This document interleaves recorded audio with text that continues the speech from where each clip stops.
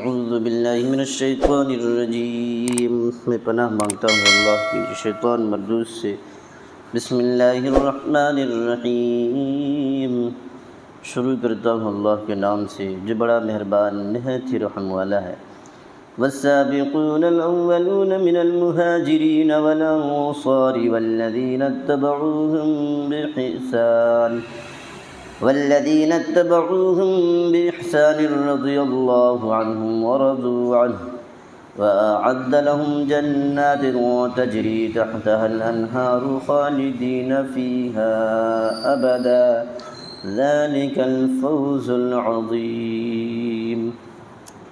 قرآن کریم کے 11ویں پارہ میں سورہ توبہ کے 13ویں رکوع میں آیت نمبر 100 میں اللہ نے ارشاد فرمایا ہے، وہ مہاجر اور انصار جنہوں نے سب سے پہلے دعوت ایمان پر لبیک کہنے میں پہل کی، اور بقیہ امت میں جتنے لوگ اخلاص کے ساتھ ان کی پیروی کریں گے، اللہ ان سب سے راضی ہوا اور وہ سب اللہ سے راضی ہوئے۔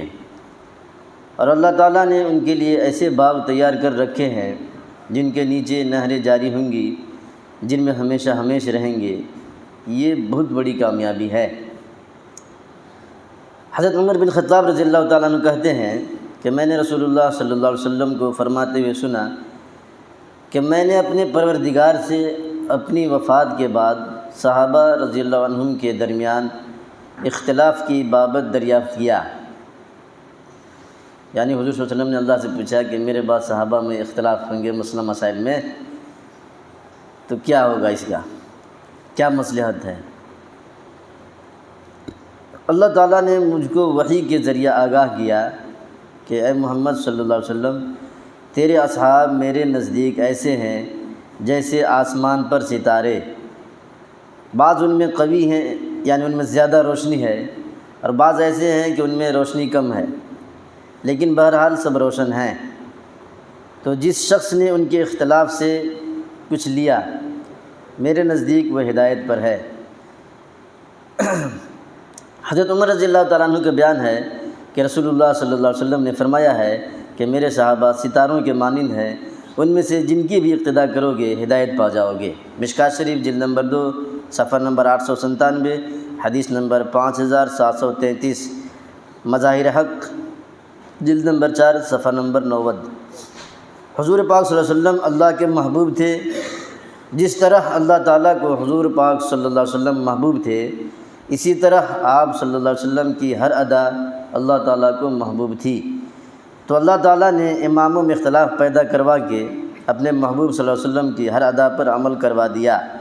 یہ اختلاف نہیں ہے بلکہ رحمت خداوندی ہے، جو حضور پاک صلی اللہ علیہ وسلم کی بڑی سے بڑی اور چھوٹی سے چھوٹی ہر سنت پر عمل کروا دیا۔ اللہ تعالیٰ نے اپنی مہربانی سے ہم لوگوں پر یہ بہت ہی بڑا احسان فرمایا ہے۔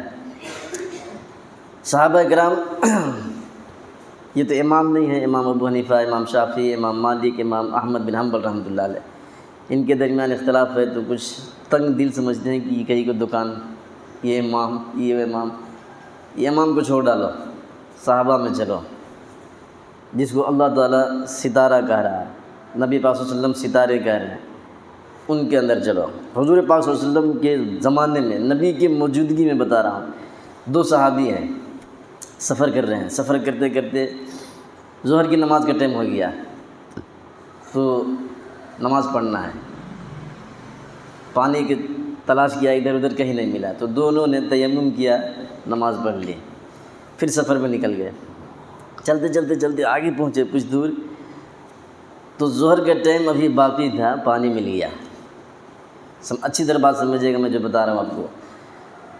تو ایک صحابی کہنے لگے کہ یار ٹائم ابھی باقی ہے ظہر کی اور پانی مل گیا، تو ہم تو تیمم کر کے نماز پڑھے تھے، پانی مل گیا، وضو بنا کے پھر سے ظہر کی نماز پڑھیں گے۔ تو دوسرا صحابی کہہ رہا ہے کہ نہیں، اب پڑھنے کی ضرورت ہی نہیں، پڑھ دیے بس ہو گیا، ہم کو جس وقت پڑھنا تھا پانی نہیں ملی، تلاش کیا ادھر ادھر، تیمم کر کے نماز پڑھ دیا، ادا ہو گیا، اب دوبارہ پڑھنے کی ضرورت نہیں ہے۔ وہ کہہ رہا نہیں، دوسرا صحابی پانی نہیں تھا اس لیے تیمم کر کے پڑھے تھے، ابھی تو نماز کا ٹائم باقی ہے ظہر کی نماز کا اور پانی مل گیا، تو وضو بنا کے پھر سے پڑھیں گے۔ ہو گیا دونوں میں اختلاف۔ کافر کون ہے؟ کس کو آپ کافر کہیں گے؟ ہے دم کسی کے اندر جو کافر کہہ دے کسی ایک صحابی کو؟ ان کی تو کچھ بگڑے گی نہیں، تمہاری کھٹیا کھڑی ہو جائے گی اللہ کے سامنے۔ اختلاف ہوا نا دونوں میں، تو اختلاف کو سمجھیں۔ ایسا نہیں ہے کہ یہ اختلاف ہو گیا تو یہ کافر ہے، وہ کہہ رہا وہ کافر ہے۔ بڑا مزہ آتا ہے اسے کہنے میں۔ تو ایک صحابی نے وضو بنا کے پھر سے ظہر کی نماز پڑھی، اور ایک صحابی نے کہا ہم نہیں پڑھیں گے، ایک بار پڑھ دیا بس نہیں، ایک ہی نماز دن ساری پڑھیں گے کیا؟ ٹھیک ہے، جب نماز پڑھی دونوں چل پڑے۔ جس کام کے لیے گئے تھے سفر میں سب واپس ہوئے، تو وہ صحابی جو دوبارہ پڑھے تھے نہیں، وہ جلدی آئے دوڑتے ہی حضور پاک صلی اللہ علیہ وسلم کے پاس، کہا یا رسول اللہ صلی اللہ علیہ وسلم، میرے ماں باپ آپ پر قربان ہو جائیں، ہم لوگ سفر میں گئے تھے اور ایسے ایسے حالات پیش آئے ہیں، میں دوبارہ نماز پڑھوں؟ وہ ایک بار پڑھی تیمم بنا کے، پانی جب مل گیا نماز کے وقت کے اندر تو پھر پڑھنا چاہیے تھا ان کو۔ تو حضور پاک صلی اللہ علیہ وسلم نے دونوں کو بلایا اور پوچھا، تو بولے ہاں بات بالکل صحیح ہے۔ تو اب دیکھو نبی کیا کہہ رہے ہیں، ہمارا دل تنگ ہے، دماغ تنگ ہے، کوتاہ نظر ہے، تو جلدی سے فتویٰ ٹھوکتے ہیں وہ کافر ہو گیا، وہ گمراہ ہو گیا۔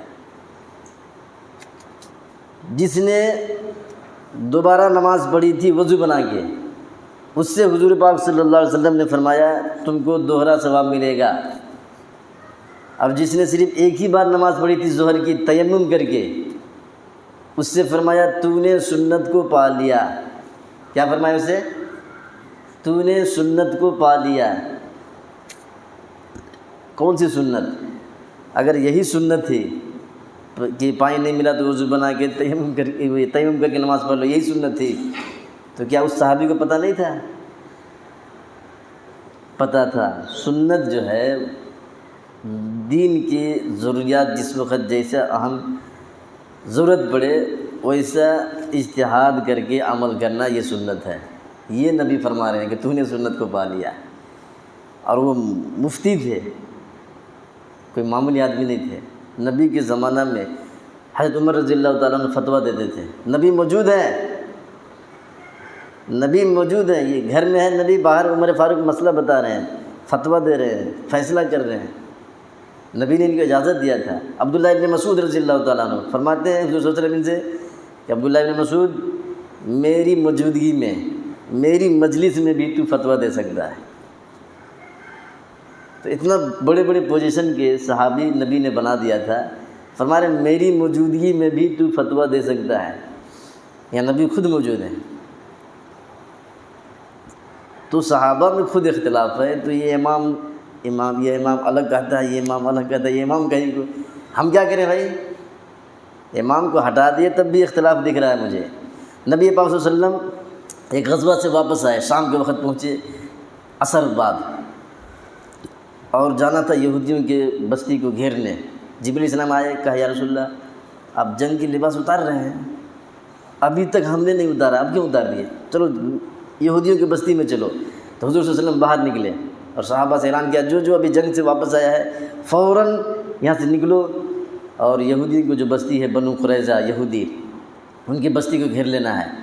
دیکھو عصر کی نماز ابھی نہیں پڑھے ہو، نہیں، یہ مغرب، وہاں جاؤ یہودیوں کی بستی میں، مغرب کی نماز وہاں پڑھنا، عصر کی نماز وہاں پڑھنا، چلو۔ یہ صحابہ یہاں سے نکل پڑے۔ حضور صلی اللہ علیہ وسلم تیاری کر رہے ہیں، گھوڑے میں بیٹھ کے جائیں گے میں بھی، تو صحابہ کرام چلے تو بیچ میں نماز کا ٹائم ہو گیا، عصر تھی یا مغرب یاد نہیں برابر، بہرحال تو کچھ صحابہ کہہ رہے ہیں کہ نماز کا ٹائم ہو گیا، یہیں راستے میں پڑھ کے چلیں گے، کچھ کریں گے نہیں وہاں جا کے پڑھیں گے، نبی نے کہا ہے کہ وہ بستی میں جا کے پڑھنا ہے۔ تو کچھ لوگ راستے میں پڑھ گئے، کچھ لوگ جلدی وہاں جا کے پڑھے۔ حضور پاک صلی اللہ علیہ وسلم جب پہنچے تو صحابہ نے کہا یا رسول اللہ یہ لوگ نماز نہیں پڑھے راستے میں، نماز کا ٹائم ہو گیا تھا تو یہاں آ کے پڑھے، لیٹ کر کے پڑھے، قضا کر کے پڑھے۔ تو صحابہ کرام سے نبی پاک صلی اللہ علیہ وسلم نے فرمایا اختلاف ہوا نہیں دونوں میں، ارے کچھ صحابہ راستے میں نماز پڑھ لیے، کچھ صحابہ اس بستی میں جا کے پڑھے۔ نبی نے کیا کہا تھا کہ عصر کی نماز یہودیوں کی بستی میں پڑھنا ہے، تو کچھ صحابہ جو راستے میں ہی پڑھے ہیں ان لوگوں نے اس فرمان کے خلاف کیا۔ صحابہ ایک دو کی بات نہیں کر رہا ہوں، سارے صحابہ ہیں وہاں، تو آدھا صحابہ اکرام نے راستے میں نماز پڑھ دیا، آدھا وہاں پہنچ کے پڑھے، تو سب میں تو اختلاف ہو گیا، کیسے کریں گے ان کو؟ ریجیکٹ کریں گے؟ کیا کرنا ہے؟ کیا کریں گے ان کو؟ کس کو کافر کہیں گے؟ تو دل تھوڑا بڑا رکھ کریں، خواہ مخواہ کے آتا جاتا کچھ نہیں ہے، دل چھوٹا سا ہے، تنگ نظر، تنگ دماغ، کوتاہ بین، ایسا بن کے زندگی گزارنا نہیں ہے۔ اختلاف ہے اس لیے چھوڑو ہٹاؤ یہ سب، ایسے کرنے سے کام نہیں چلے گا۔ دل بڑا رکھیں، مادہ پیدا کریں دل کے اندر، حد کے اندر اختلاف ہو، علمی اختلاف ہو تو گنجائش رہتی ہے، بے بنیاد بکواس، گڑبڑ سڑبڑ، آتا جاتا کچھ نہیں ہے، اختلاف کر رہے ہیں امام صاحب سے، ویسا کوئی پوزیشن نہیں ہے، علمی بات ہونی چاہیے۔ تو بہرحال سب کو نبی پاک صلی اللہ علیہ وسلم نے جمع کیا، فرمایا کہ جس نے راستے میں ہی نماز پڑھ لی، ان کی دلیل یہ تھی کہ جب نماز کا ٹائم ہو گیا تو پڑھو، قضا مت کرو، اس لیے ہم نے پڑھ دیا۔ جن لوگوں نے قضا کر دیا نماز، ٹائم نکل گیا، بستی میں جا کے پہنچے، ان کی دلیل یہ تھی کہ بھائی نبی کا حکم ہے کہ وہاں جا کے پڑھنا ہے، اس لیے ہم وہاں جا کے پڑھ رہے ہیں۔ تو دونوں جماعت کو، صحابہ کو نبی پاک صلی اللہ علیہ وسلم نے سمجھایا کہ جس نے راستے میں پڑھی اچھا کیا کہ وقت کے اندر نماز پڑھی ہے۔ جن لوگوں نے وہاں جا کے پڑھا تھا ان سے فرمایا کہ میرا کہنے کا مطلب یہ تھا کہ اتنا جلدی جاؤ کہ نماز کے اندر اندر وہاں پہنچ جاؤ، لیکن تم لوگوں نے یہاں آ کے پڑھی، وہی میں نے کہا تھا، لیکن آنے میں تاخیر ہوئی کہ نماز کا ٹائم ختم ہو گیا، قضا ہو گیا۔ بہرحال دونوں نے صحیح کیا ہے۔ اب نبی دونوں کو صحیح کہہ رہے ہیں، ہم کہتے ہیں یہ صحیح ہے تو بولا غلط رہے گا، کوئی ایک ہی صحیح ہونے کا، دونوں صحیح کیسے ہو جائے گا؟ ایسے دماغ لگاتے ہیں۔ تو دل تھوڑا بڑا رکھ کریں، خواہ مخواہ کے چھوٹی چھوٹی باتوں میں وہ کافر ہے کر کے زندگی برباد نہ کریں، تھوڑا سا بڑا کریں۔ دین کو سیکھنے کے لیے اندر سے گہرائی تک تھوڑا کچھ وقت نکالیں، خالی اس کو کافر کہہ کے اس کو کافر کہہ کے ہم سائیڈ میں ہو گئے، ہم الگ جماعت بن گئے، ایسے نہیں کرنا ہے۔ دل کو تھوڑا سا بڑا کریں۔ یہ صحابہ ہیں، صحابی نماز پڑھنے کی وجہ سے نہیں بنتا، روزہ رکھنے کی وجہ سے صحابی نہیں بنتا، حج زکوٰۃ صدقہ خیرات کرنے کی وجہ سے صحابی نہیں بنتا، جہاد کرنے کی وجہ سے صحابی نہیں بنتا۔ کوئی صحابی بنتا ہے محمد الرسول اللہ کی نظر رحمت سے، جس پر نبی پاک صلی اللہ علیہ وسلم نے رحمت والی نگاہ ڈال دیا، صحابی بن گیا۔ ایک صحابی ہے، میں آپ کو اپنے زمانے کے حساب سے مثال دے کے سمجھا رہا ہوں۔ 10 بجے مسلمان ہوا، 10 بجے مسلمان ہوا، 11 بجے مر گیا، 11 بجے مر گیا، نہ اس نے کوئی نماز پڑھی، نہ روزہ، نہ حج، نہ زکوٰۃ، نہ صدقہ، نہ خیرات، نہ جہاد، کچھ بھی نہیں کیا، جنت میں جائے گا۔ اور ایسا جائے گا بغیر حساب کتاب کے جائے گا، اور اتنا زبردست جائے گا، اکیلے نہیں 70,000 کو لے کے جائے گا۔ سمجھ آ رہی بات؟ اس نے تو نماز نہیں پڑھی، حج بھی نہیں کیا، زکوٰۃ بھی نہیں، صدقہ نہیں، خیرات نہیں، کچھ بھی نہیں کیا، اور ایسا زبردست جنت میں جا رہا ہے کہ لے کے جا رہا ہے 70,000 کو۔ ایک صحابی 70,000 امتیوں میں سے گناہ گاروں کو لے کے جائے گا۔ وہ کچھ نہیں کیا اس نے، تو اس پر جو اس نے کلمہ پڑھا نہیں، حضور پاک صلی اللہ علیہ وسلم کے ہاتھ میں ہاتھ رکھ کے نبی پاک صلی اللہ علیہ وسلم نے رحمت والی نگاہ اس کے اوپر ڈال دیا ہے، تو وہ صحابی بنا ہے محمد کی نظروں سے، عبادت سے نہیں۔ اب کچھ بھی کریں، شرط یہ ہے کہ کلمہ پڑھنے کے بعد ایمان کی حالت میں دنیا سے گیا ہو، حضور پاک صلی اللہ علیہ وسلم کی صحبت میں رہا، نبی نے اس کو دیکھا، اس نے نبی کو دیکھا، نبی کی صحبت میں رہا، اور ایمان کی حالت میں ہی دنیا سے گیا ہو، بس جنتی گارنٹی ہے، 100% گارنٹی ہے۔ اور ایسا جنتی ہے کہ گناہ گاروں کو بھی 70,000، ذرا ذرا نہیں، 70,000 گناہ گاروں کو جنت میں لے کے جائے گا، ایسا جنتی ہے۔ تو عمل کی وجہ سے صحابی کوئی نہیں بنتا ہے۔ اب دکھانا کہ فلاں صحابی نے ہڑپ دیا، وہ صحابی بیت المال کھا گیا، وہ صحابی اس سے لڑوا دیا، وہ صحابی اس کو قتل کر دیا، یہ سب دکھانا بیکار ہے، کچھ بھی کام نہیں آئے گا، اس لیے کہ صحابی عمل کی وجہ سے بنا ہی نہیں ہے، صحابی بنا ہے محمد الرسول اللہ صلی اللہ علیہ وسلم کی نظر رحمت سے، نگاہ نبوت جب پڑ گئی صحابی بن گیا، کلمہ پڑھا، ایمان کی حالت میں دنیا سے گیا۔ اس لیے جنتی ہے۔ چوری بھی کیا ہوگا نا، چوری پھر بھی جنتی ہے، اس لیے کہ عمل کا اس میں دخل ہی نہیں ہے، عمل کی وجہ سے صحابی بنا ہی نہیں ہے۔ جب عمل کی وجہ سے صحابی بنتا نہیں ہے تو عمل غلط ہو یا صحیح ہو فرق کچھ نہیں پڑتا ہے۔ صحابی بنا ہے محمد الرسول اللہ صلی اللہ علیہ وسلم کی نگاہ نبوت سے۔ یہ دو چیزیں شرط ہے، نبی پاک صلی اللہ علیہ وسلم کے سامنے کلمہ پڑھا، نبی نے اس کو دیکھا، اس نے نبی کو دیکھا، نبی کی صحبت میں رہا، جو بھی ہو، دو شرطیں ہیں، دو کنڈیشن، یہ دو پائی جائیں گی صحابی ہے، اور صحابی بولے تو جنتی ہے۔ پہلی شرط یہ ہے کہ حضور پاک صلی اللہ علیہ وسلم کے پاس کلمہ پڑھا ہو، ایمان قبول کیا ہو۔ دوسری شرط ہے کہ ایمان کی حالت میں ہی دنیا سے گیا ہو، بس یہ دو چیزیں پائی جائیں گی تو صحابی ہے، اور صحابی ہے تو جنتی ہے۔ باقی عمل کا کوئی اس میں دخل نہیں ہے، عمل صحیح ہو تب بھی، غلط ہو تب بھی، کچھ فرق نہیں پڑتا، اس لیے کہ نیک لوگوں کی صحبت میں رہنے اس کا اثر پڑتا ہے، اور محمد الرسول اللہ سے زیادہ نیک کون ہو سکتا ہے؟ ان کی صحبت میں رہنے کا اثر یہ ہے، ان کی صحبت میں ان سے محبت، ان پر ایمان لانا، ایمان بچا کے چلے جانا، یہ اتنی بڑی فضیلت ہے، اتنی بڑی اہمیت ہے، اتنی بڑی اہمیت ہے کہ جنت میں جائے گا 100% اور لے کے جائے گا۔ صحابی کوئی اپنی مرضی سے، اپنے شوق سے، اپنی محنت سے نہیں بنتا۔ صحابی جیسے نبوت وہابی چیز ہے، کتنا بھی عمل کر لو نبی بن جائیں گے ایسا نہیں ہو سکتا، ایسے ہی صحابی ہے، کتنا بھی کچھ بھی عمل کر لو صحابی نہیں بنے گا۔